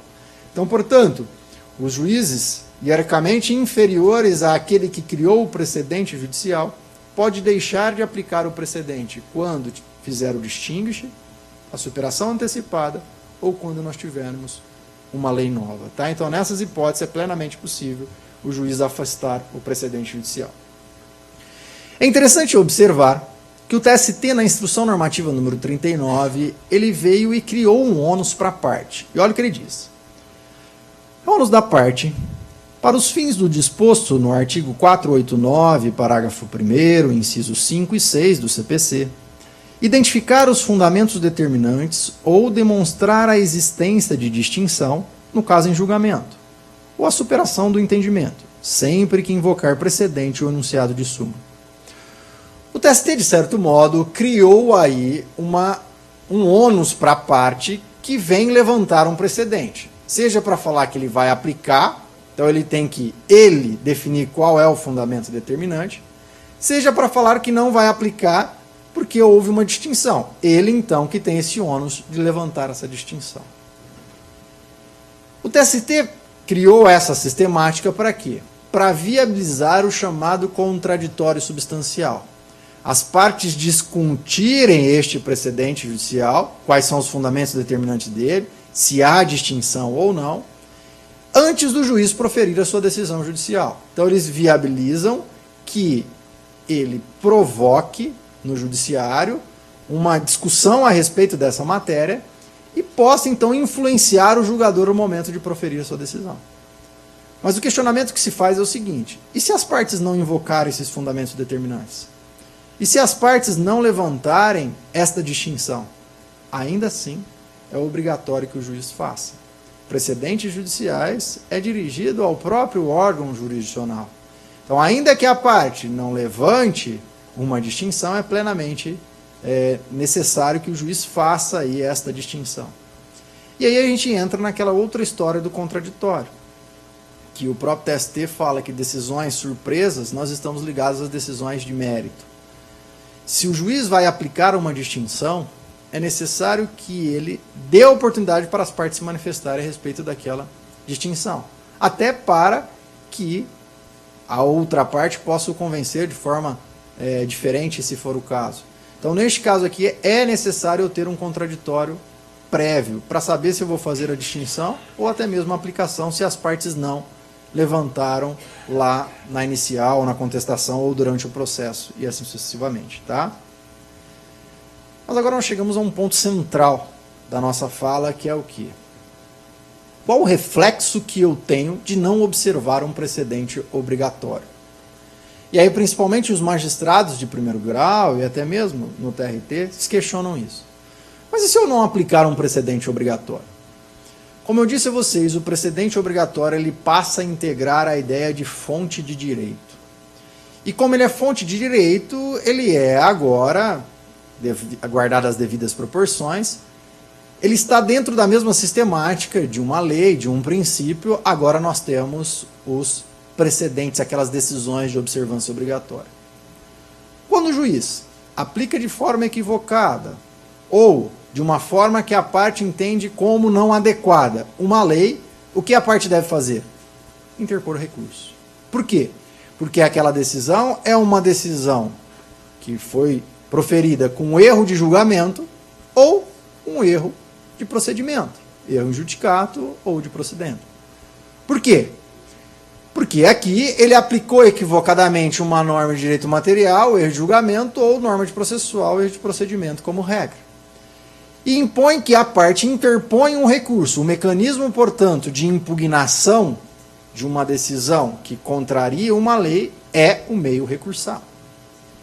E a decisão que contraria ou aplica equivocadamente um precedente judicial também é a via recursal. Porque quando eu tenho uma decisão que aplica equivocadamente um precedente, eu tenho uma decisão com vício de procedimento ou com vício de julgamento.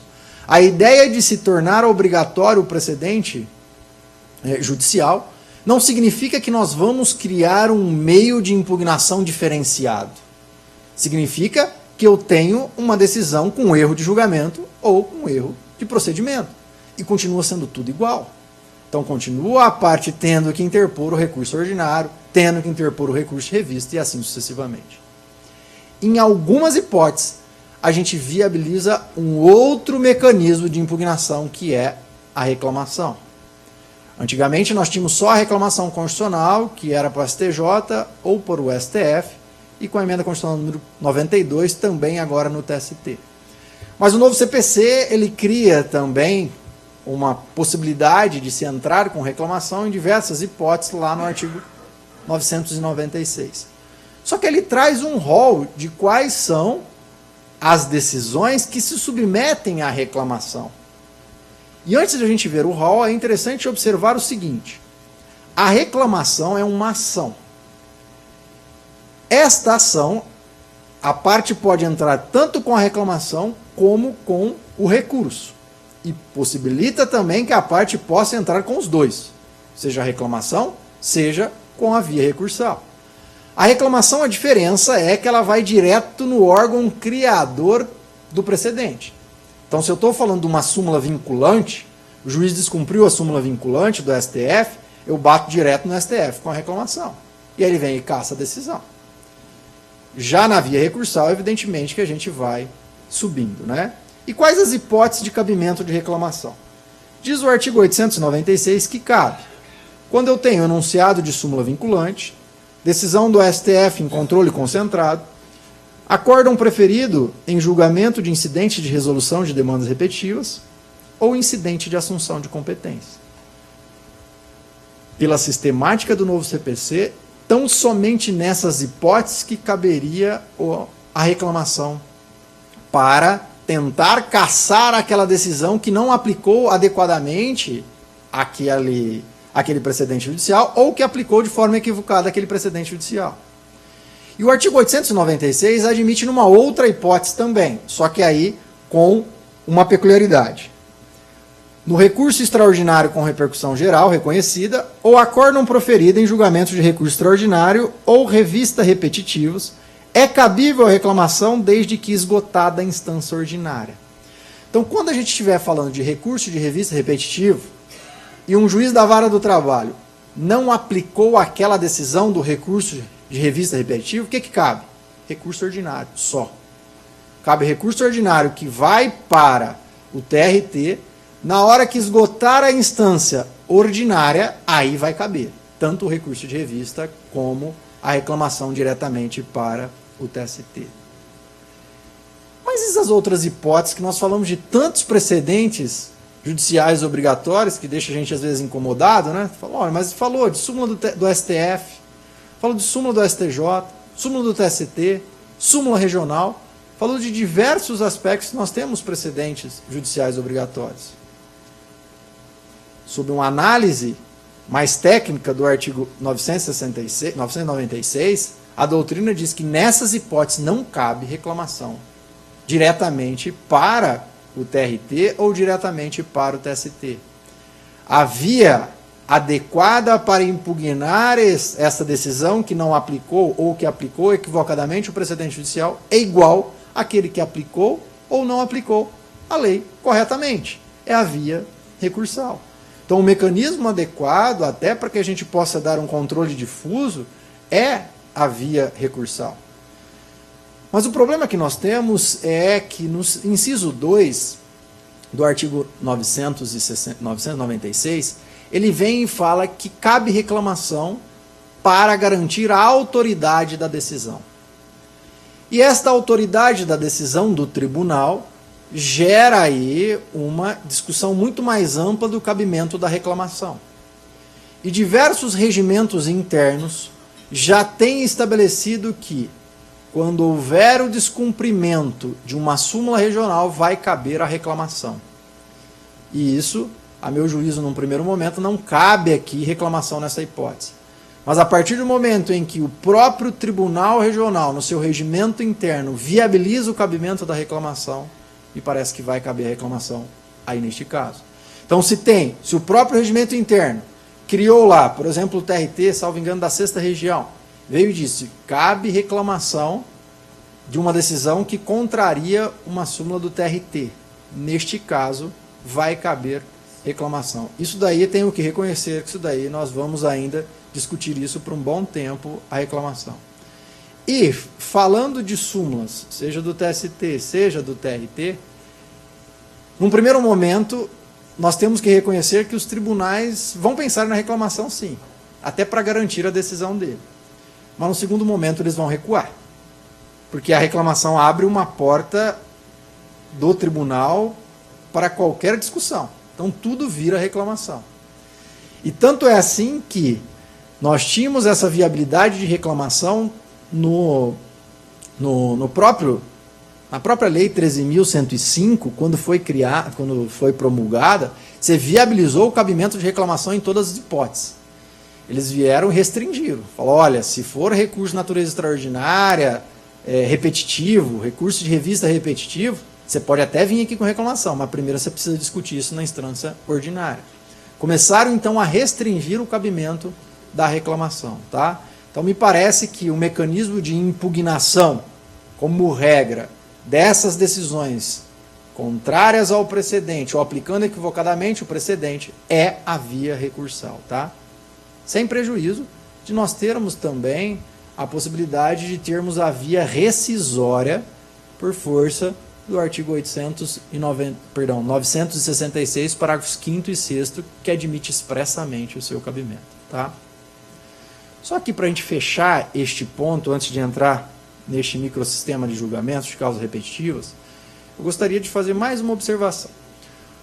O artigo 926 do novo CPC, ele fala que é dever dos tribunais uniformizar a sua jurisprudência. Então agora, dentro dessa ideia de precedentes, ele impõe uma uniformização de jurisprudência, o que na sistemática trabalhista também vem no artigo 896, parágrafo 3º. E uniformizar a sua jurisprudência, ele vem e também diz no parágrafo 1º, olha, você vai uniformizar sintetizando a sua jurisprudência.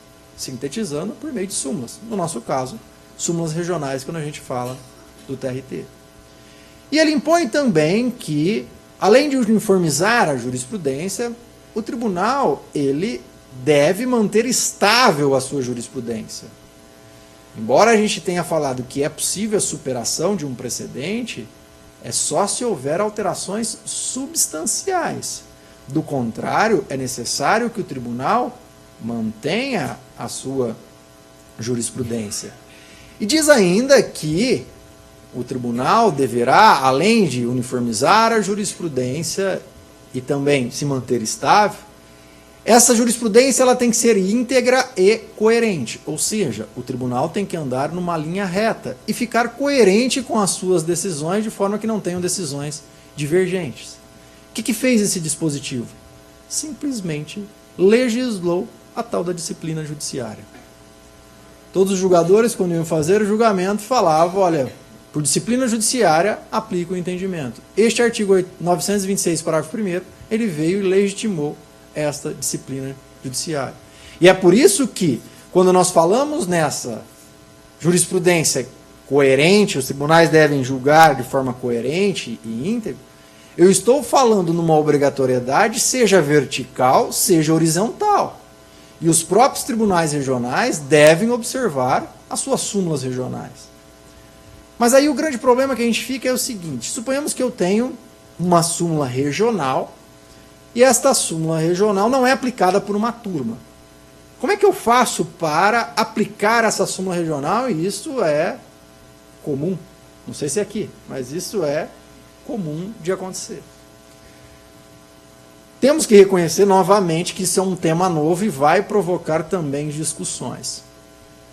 Mas aqui num primeiro momento, me parece que é plenamente possível se instaurar um novo incidente de uniformização. Então, o incidente de uniformização é plenamente possível ser instaurado, seja pelas partes, seja de ofício, e aí não vai ser de ofício, né? Para aplicar aquele entendimento da súmula regional.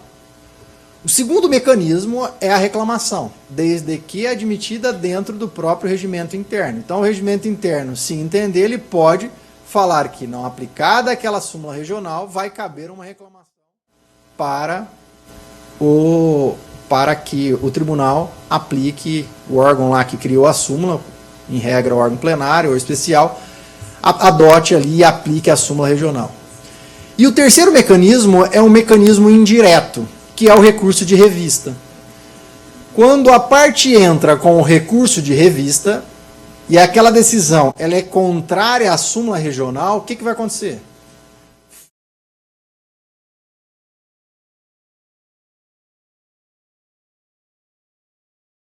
Aquele desembargador não aplicou o entendimento uniformizado. O que vai fazer a presidência? Vai enviar para uniformização e vai aplicar o entendimento da súmula regional. É só dessa forma que a gente consegue, nessa disciplina judiciária, também observar que os próprios desembargadores apliquem as súmulas e as teses prevalentes criadas por eles. Tá? Só para a gente fechar aqui a nossa temática, eu gostaria de falar mais um pouquinho e aqui de microsistema de julgamento de causas repetitivas. O novo CPC ampliou consideravelmente essa ideia e ele criou o que nós chamamos de microsistema de julgamento de casos repetitivos. Ou seja, ele criou uma sistemática diferenciada para a repetitividade dessas demandas que nós temos em massa, dessa sociedade de massa que nós temos. E a gente já tinha isso, reconheço, no recurso de revista repetitivo, no recurso especial lá, repetitivo e também no recurso por amostragem. E a CLT já tinha trazido essa sistemática na Lei 13.015. Então, diversos dispositivos nós já tínhamos lá na 13.015. Mas a partir do momento em que a gente fala de um microsistema, o que vem a ser esse microsistema? Significa que todos os dispositivos relacionados a esses julgamentos repetitivos, eles se interrelacionam. Eles se complementam. E aí quando nós vamos falar, por exemplo, de incidente de resolução de demandas repetitivas, recurso de revista repetitivos, assunção de competência, todos os dispositivos deles nós vamos fazer uma correlação, tal como a gente faz no microsistema das tutelas coletivas, que a gente vai no CDC, a gente vai no Código de Defesa do Consumidor, a gente vai no Estatuto do Idoso e vai conjugando as normas para aplicar ali na tutela coletiva. Aqui, neste microsistema, é da mesma forma. Quando a gente vai, por exemplo, na assunção de competência, o artigo 947, ele é muito omisso, tem diversas hipóteses, ele não fala nada a respeito do próprio procedimento. Nós vamos aplicar as regras do incidente de resolução de demandas repetitivas. Mas dentro desse microsistema, na verdade, ele cria dois microsistemas. Um de formação concentrada de precedentes judiciais, ou seja, como eu crio um precedente de observância obrigatória. E outro de gestão de processos repetitivos. Esses de gestão de processos repetitivos a gente só aplica naqueles casos que eu tenho processos repetitivos. Por exemplo, recurso de revista repetitivo, incidente de resolução de demandas repetitivas. Porque este processo de gestão de demandas repetitivas, ele provoca a suspensão dos processos. Ele é diferente dos demais. Eu tenho repetitividade de processos, eu preciso então aplicar as regras de suspensão. Olha, tem um recurso de revista repetitivo, vamos suspender todos os outros processos. Então eu tenho aí um mecanismo de gestão diferenciado desses julgamentos repetitivos. Mas como eu disse a vocês, eu tenho também um microsistema de formação concentrada. E este de formação concentrada a gente aplica em todos os outros precedentes, especialmente quando a gente está falando de recurso de revista repetitivo, assunção de competência e também incidente de resolução de demandas repetitivas. Aqui, apenas para ficar claro, a assunção de competência não se submete ao microsistema de gestão. Por quê? Porque ela não tem repetitividade. Ela não precisa suspender os outros processos. Ela é preventiva. Então, a assunção de competência, eu só aplico este microsistema de formação concentrada. Mas o que vem a ser, então, essa formação concentrada? O que eu preciso ter para fazer um precedente obrigatório? Primeiro aspecto que nós temos é o banco de dados de casos repetitivos. O artigo 979 do novo CPC, que é dirigido ao incidente de resolução de demandas repetitivas, exige um banco de dados dessas causas repetitivas. Mas, como eu disse, como nós temos um microsistema, a gente aplica isso para todos os outros casos, inclusive recurso de revista repetitivo, que já vinha no artigo 896C da CLT.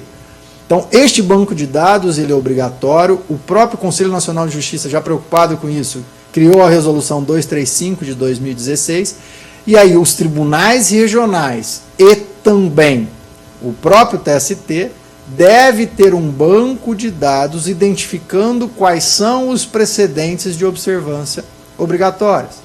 E aí, então, separar lá as teses jurídicas prevalentes, as súmulas regionais, as decisões em incidente de resolução de demandas repetitivas, até para se dar uma publicidade à sociedade de quais são os precedentes de observância obrigatória ali naquele regional. E haverá, inclusive, uma centralização dessas informações no Conselho Nacional de Justiça e também no TST. Então, quando nós vamos falar de súmulas regionais, a própria Lei 13.015 já exigia um banco no próprio TST para a gente saber dessas súmulas regionais. Até porque quando as partes vão entrar com recurso, ela precisa saber quais os tribunais que ela pode se valer ali daquelas súmulas regionais. Tá? Um outro aspecto que deve ser observado quando a criação da criação desses precedentes é o chamado a participação da sociedade ou do amicus curiae.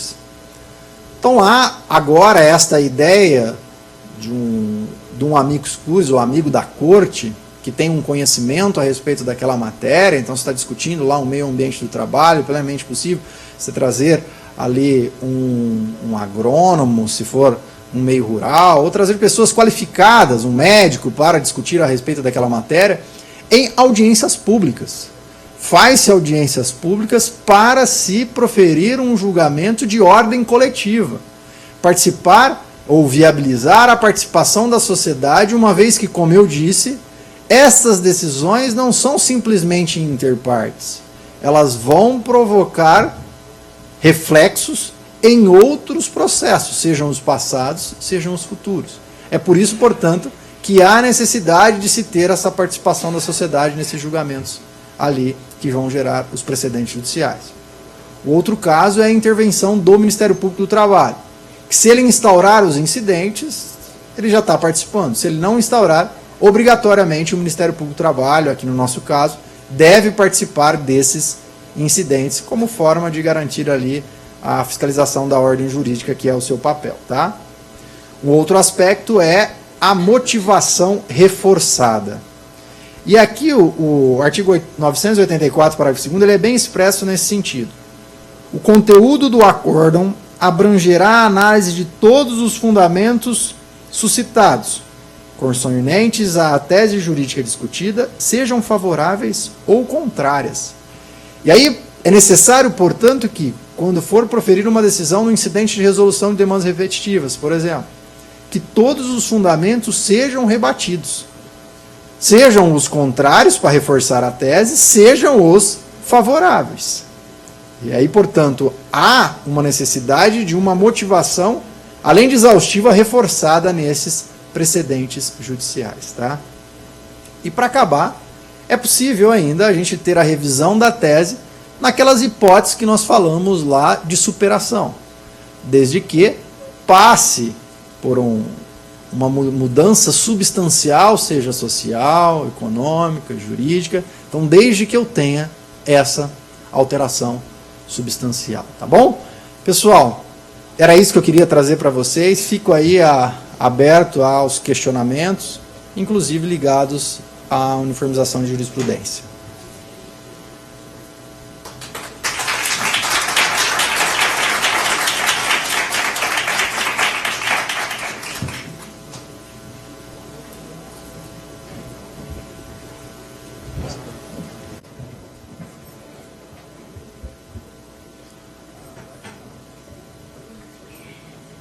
Obrigada, então, professor Ellison. De fato, a gente se depara aqui diante de uma tamanha complexidade, né? E aí a gente começa a compreender como que essa aproximação dos dois sistemas, ela, para a criação, na realidade, de um sistema sui generis, né? Como acaba sendo o nosso, trouxe complexidade. Realmente vai precisar de muito aprofundamento, muito estudo daqui para frente para que se tenha alguma segurança. Nós estamos só iniciando e esse início não tem sido fácil, né? O nosso tribunal, por exemplo, sequer regulamentou ainda a tramitação das demandas repetitivas, né? Então, estamos assim iniciando do zero, né? Temos alguma construção nos incidentes, nos IUJs, né, incidentes de uniformização de jurisprudência, que também não caminha de maneira tranquila, mas acho que a grande dificuldade ainda está por vir nos incidentes de demanda repetitiva e assunção de competência, que estamos aí com proposição de emenda de regimento interno, ainda para regulamentar com alguns procedimentos suspensos no tribunal, até que se regulamente a matéria, mas já dá para a gente antever aí o tamanho da complexidade, né, dessa inovação, enfim, dessa modificação que já tinha vindo, né, com a Lei 13.015 e que acabou se consolidando com o novo CPC. A sua palestra foi absolutamente esclarecedora, né, nesses aspectos gerais para que a gente possa compreender de onde veio e por que veio essa mudança, né? Eu acho que poderia abrir aqui para o debate e deixaria aberta, então, a palavra, livre a palavra, para que alguém possa fazer alguma indagação, se assim entender. Eu só queria ver como é que eu faço depois. Eu queria sortear um livro aqui, até esse artigo do precedentes, eu publiquei nele também. E aí depois queria ver como é que eu faço para sortear, tá? Tem alguma pergunta? Confesso que é a palestra mais difícil que eu já dei na minha vida. Ô professor, aqui, Gustavo. Eu tenho uma pergunta. Cabe, o senhor comentou da possibilidade de ação rescisória quando descumprido alguns daqueles precedentes do 927, correto? Uhum. Ainda que essa súmula seja posterior? você tem uma criação de uma súmula posterior ao... Trânsito julgado. Tá. Quando você tem ela posterior ao trânsito em julgado, como eu disse, se for anterior, o juiz aplicou equivocadamente ou aplicou a distinção lá equivocada. Aí o artigo 966 viabiliza. Quando ela é posterior, o que tem se entendido, e aí confesso que não é pacífico isso, é a viabilidade do cabimento da ação rescisória com base no inciso 5, porque houve uma violação a uma norma jurídica. Certo. Porque, embora a gente esteja falando na criação de uma súmula posterior, os fundamentos determinantes delas, os precedentes, são anteriores.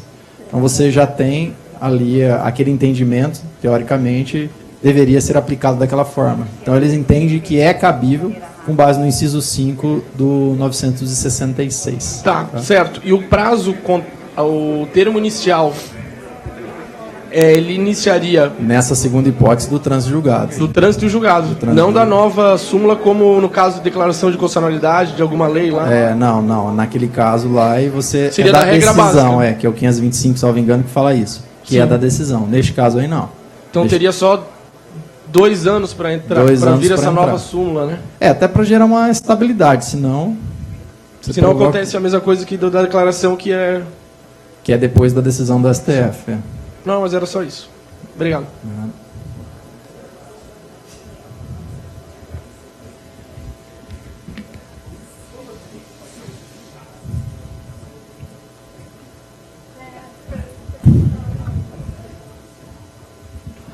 Boa tarde, professor. Meu nome é Thaís, sou servidora da vice-presidência. O senhor comentou em respeito à uniformização de jurisprudência. Quando se percebe uma decisão contrária à súmula regional, ou a decisão que foi uniformizada no pleno, cabe à parte, em sede de recurso de revista, em preliminar, ou até ao juiz de ofício determinar o encaminhamento de volta à turma para que ela faça a readequação. A pergunta é se a turma continua resistente em aplicar essa decisão que foi uniformizada. O que deve fazer o juiz vice-presidente quando dá análise do recurso de revista? Excelente pergunta. Manda subir para o TST, porque aí vem carta de ordem, ele tem que obedecer. É que daí nós não temos esse pressuposto de admissibilidade na 896. Não, reconheço. Aí, na verdade, essa não tem como se obrigar. Você vai determinar o retorno. Se ele não aplicar, aí nesta hipótese tem que mandar subir o recurso. Aí vai subir o recurso e, como não vai ter o pressuposto de admissibilidade lá no TST, o ministro, aí a decisão do ministro é uma decisão, é uma carta de ordem, ele tem que observar. Aí ele já não tem mais essa liberdade como aqui no regional. Eu, particularmente, entendo que quando a gente está aqui no regional, é até possível fazer isso, porque você não tem uma decisão de ordem aí a ser observada.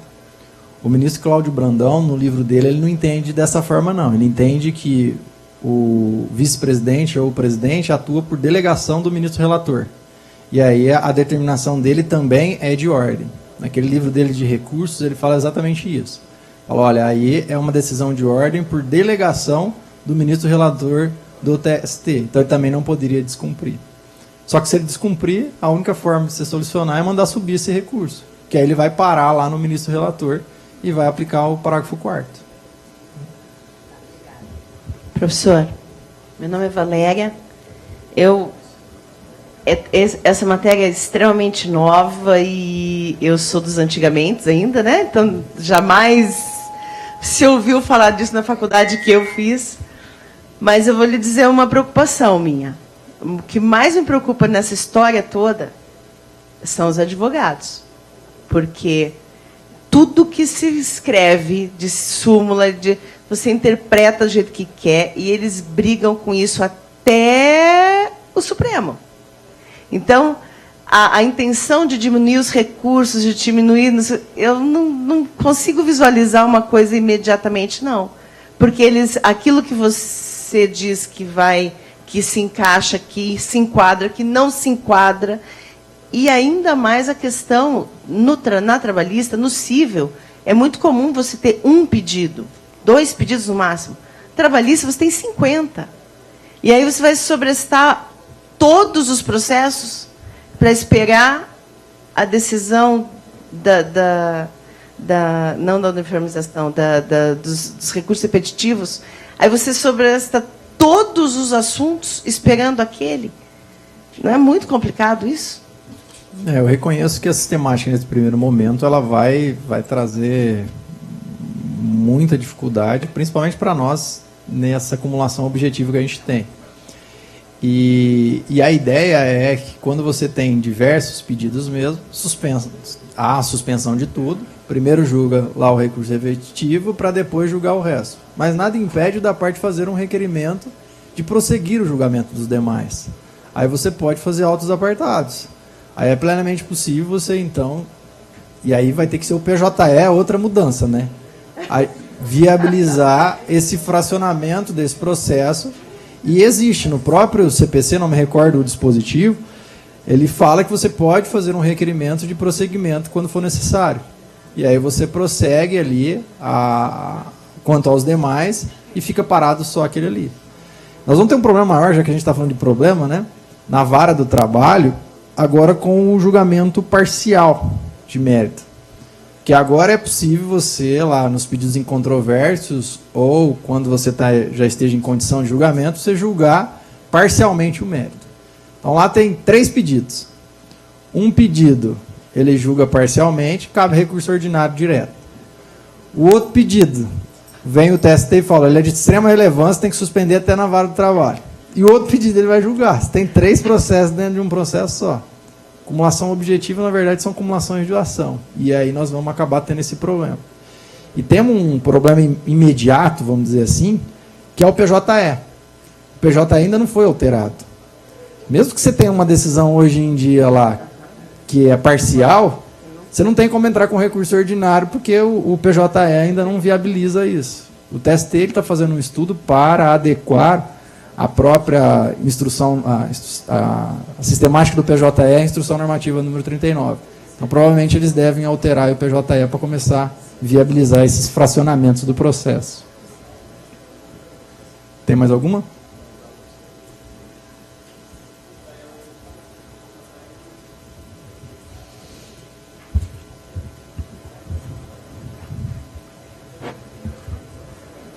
Boa tarde, professor.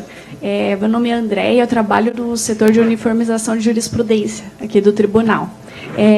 No caso do IUJ, suscitado na forma da Lei 13.015, por vezes acontece que a questão é levada ao pleno e, naquele caso, prevalece uma tese que nunca fora adotada em outros precedentes judiciais, né?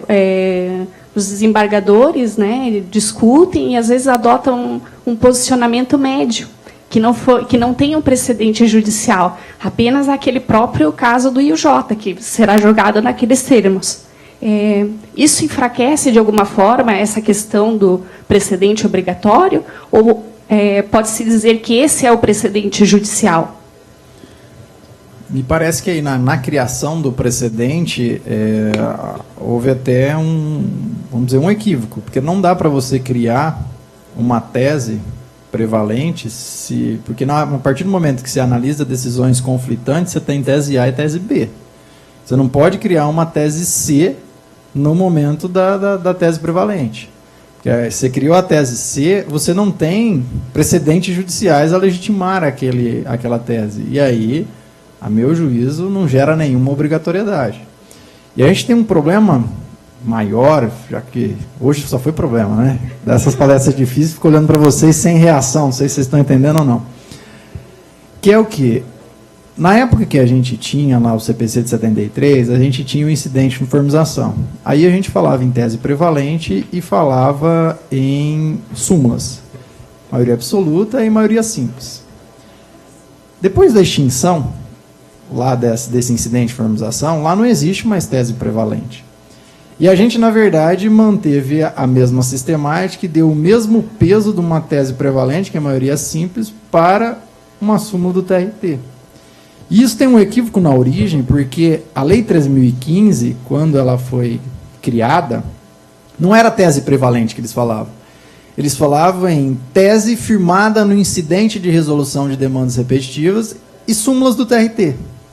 Só que como a Lei 3.015 andou mais rápido que o CPC, não tinha incidente de resolução de demandas repetitivas. Tiraram e colocaram tese prevalente. Aí agora nós ficamos com um limbo. A gente tem uma tese prevalente que não tem sistemática no CPC, não colocamos um incidente de resolução de demandas repetitivas ali e geramos agora o mesmo peso para uma tese prevalente e para uma súmula regional, que acaba provocando isso que você está falando, tá? Mas, na verdade, ainda que a gente tenha essa sistemática, se eu tenho divergências, eu preciso ter tese A e tese B. Não dá para criar uma tese C no momento do julgamento da tese prevalente, tá? Até por isso que ele tem que estar vinculado com os precedentes anteriores. E, doutor, vou abusar um pouquinho, uma segunda pergunta. É a respeito dos limites fáticos da lide no IUJ. É possível o Tribunal Pleno criar uma súmula que extrapole os limites fáticos daquele IUJ que está sendo levado a julgamento? Por exemplo, um acordo de compensação, né, em que, no caso concreto, discutia-se apenas infração, né, labor ao sábado. É possível ampliar e criar nesse IUJ uma súmula que abranja, né, outras circunstâncias fáticas, na sua opinião? Também não. Para mim não daria, até porque agora, nessa nova sistemática, não dá para você criar um processo legislativo na criação das súmulas ou das teses. Elas têm que estar, como nós dissemos, sempre ligadas ao precedente judicial, porque é aí que você vai conseguir buscar o fundamento determinante. No seu caso, não tem como buscar fundamento determinante, porque ele simplesmente criou uma norma ali que não tinha um precedente anterior. Obrigada, doutor. De nada.